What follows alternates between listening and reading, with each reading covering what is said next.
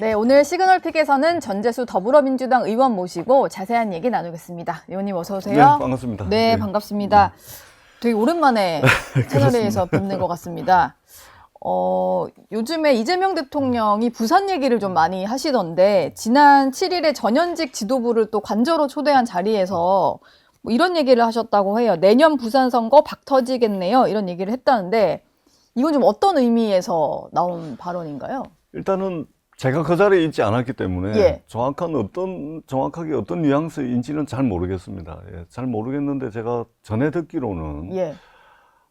부산도 이번에 40% 이상 득표를 했기 때문에 이제 당선 가능성이 있기 때문에 내부 경쟁이 좀 치열하지 않겠냐 그런 의미로 이제 제가 전해 들었습니다. 예. 근데 제가 그 현장에 있지 않았기 때문에 정확한 네. 의미는 모르겠고 아마 40% 넘었다는 부분에 대한 평가 아니겠느냐 그렇게 생각을 합니다. 역대 예. 이제 부산의 대통령 선거가 단 한 번도 앞에 득표율에 사자를 단 적이 없거든요. 예. 예. 저희가 안 그래도 말씀을 좀 이걸로 나눠보려고 준비를 한번 해봤는데 부울경 득표율을 이번에 이제 이재명 대통령이 득표한 득표율을 준비를 해봤는데 부산이 40.14, 울산은 42.54%였고 경남도 39.40인데 부산을 보니까 실제로 뭐 문재인 전 대통령, 노무현 전 대통령 다 부산 출신임에도 불구하고 40%못 넘었어요. 이번이 처음이라고. 예, 이게 어떤 의미를 가지는 건가요? 40이라는 숫자가. 그러니까 이제 노무현 대통령 집권하실 때 29%,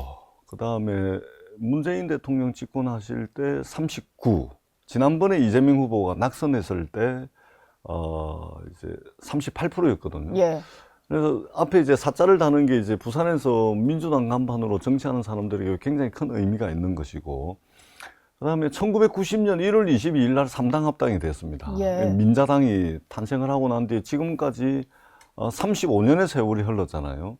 그래서 저희가 이제 선거가 있을 때마다 지방선거, 대통령 선거, 국회의원 선거 있을 때마다 90년 3당 합당 될 때 민주당 지지율이 13%였거든요. 예. 선거 있을 때마다 적게는 1%, 많게는 3%씩 다지고 35년을 다지고 와가지고 대통령 선거라는 전국 단위 선거에서 이제 40%를 넘은 것이거든요. 네. 그런 측면에서 이제 저희들은 이제 역사적 의미를 부여를 하는 것이고 40%를 넘었다는 것은 이제는 그 한쪽으로 확 쏠린, 그러니까 국민의힘이 독점하는 그런 정치 지형이 아니고 예.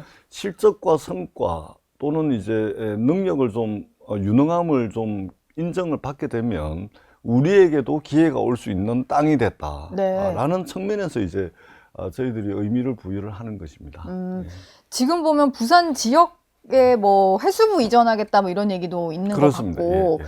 부산에 꽤 공을 들이는 것 같은데 이게 지난 총선 때는 사실 의원님 제외하면 모두가 좀 낙선을 하신 그렇습니다. 상황이라서 예. 내년 지방선거에는 좀 반전을 꾀하겠다 뭐 이런 포석이라고 봐도 될까요? 그러니까 우리 조금 전에 이제 앵커님께서도 이제 해수부 이전 말씀을 하셨는데 예. 이번에 부산에 이제 4종 세트가 있었습니다. 네. 해수부를 부산으로 이전하고 그 해운 대기업 본사를 부산으로 유치를 하고 회사 전문법원을 부산에 이제 신설을 하고 네 번째는 동남투자은행을 이제 만들겠다. 4종 세트인데 네. 근데 이거는 이제 좁게 보자면은 부산을 위한 공약이긴 한데 근본적이고 근원적으로는 대한민국의 발전 전략이라는 큰 구상 속에서 나온 이제 공약이거든요. 예, 부산만 발전시키는 게 아니고 아닙니다. 이게 대한민국 발전 전략입니다. 예. 예를 들면 대한민국이 지금 이제 잠재 성장률이 0%대로 떨어졌습니다. 네. 지난달에는 마이너스 성장을 했고, 대한민국 서울 수도권 중심의 일극체제, 성장 엔진 하나만 달고서 위태롭게 날고 있는 상황이다. 그렇기 때문에 일극체제를 극복하고 대한민국이 다극체제로 나가고, 예. 그 다음에 하나의 성장 엔진이 아니고 성장 엔진을 하나 더 달자. 그러려면은 이제 그 계기를 이제 북극 항로가 열리거든요. 사실상 열린 거나 마찬가지입니다. 네. 그럼 북극 항로가 열리게 되면 대한민국의 해양 강국으로 나갈 수가 있는데 해양 강국으로 나가려면은 거점이 있어야 되고 전략 도시가 있어야 된다. 그것을 부산으로 하고 이 부산을 해양 수도로 키워가지고 말하자면 행정 기능인 이제 해수부, 예. 사법 기능인 회사 전문법원, 그다음에 해운 대기업들, 그다음에 이제 여기에 투자할 수 있는 동남투자은행까지, 그다음에 기존에 북거강로가 열리게 되면은 이제 그 쇠빙선이라든지 내빙선에 대한 수요가 폭발할 텐데 네. 쇠빙선, 내빙선의 경쟁력은 이 대한민국이 세계에서 압도적 1등입니다.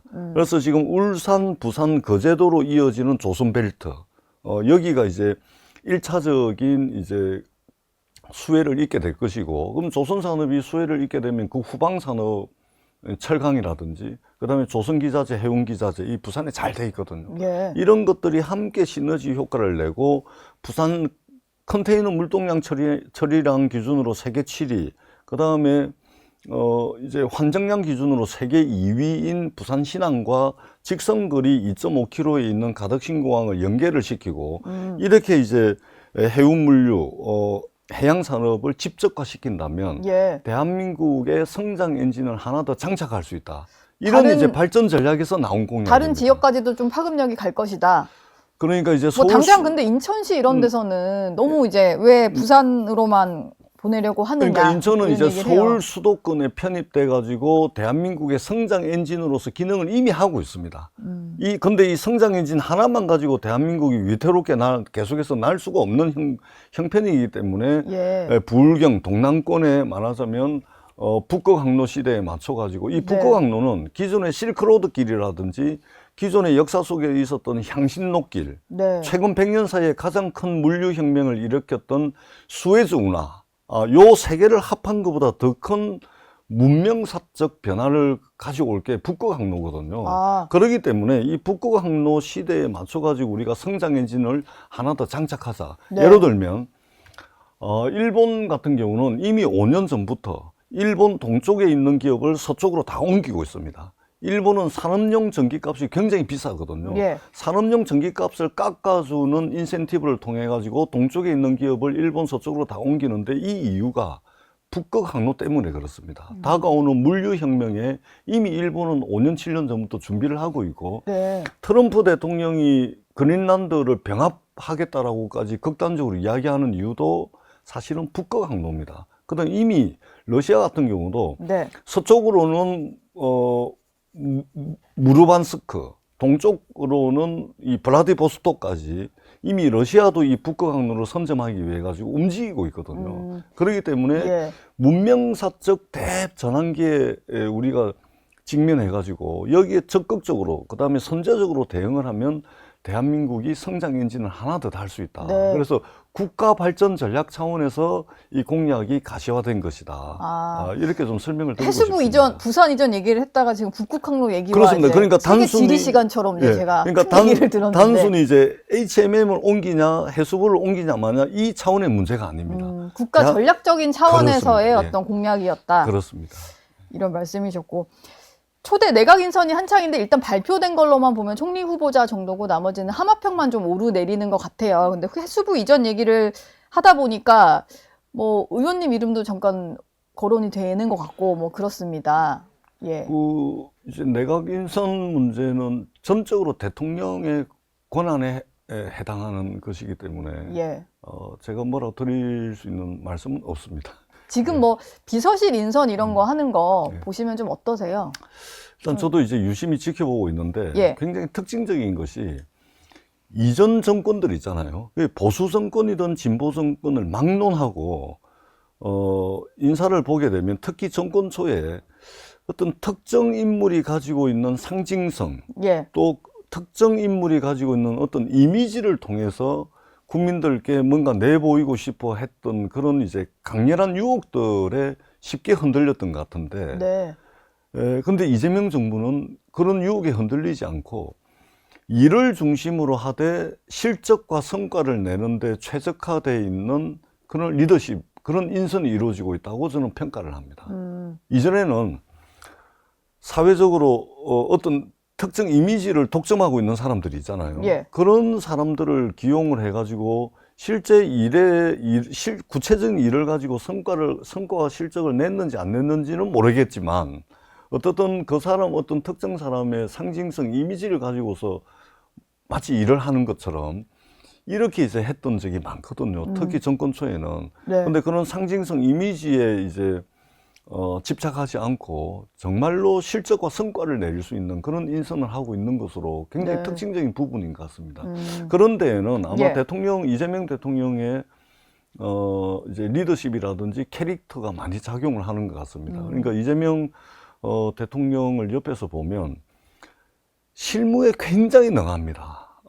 역대 대한민국이 배출한 대통령 중에 실무에 이렇게 능한 대통령이 있었을까? 또 디테일이 굉장히 강합니다. 그거는 이제 행정 경험이 많기 때문에 그렇습니다. 그런 건가요? 네. 그렇기 때문에 이런 이제 리더십을 가지신 분들이 대부분 보면 실적과 성과 내는데 최적화되어 있습니다. 예. 상당히 기대가 되는 리더십이다. 예. 본인이 좀 그러다 보니까 주변 인물도 일단 실제로 일을 잘할 수 있는 그런 인물 것 위주로 같습니다. 예. 채우는 것 같다.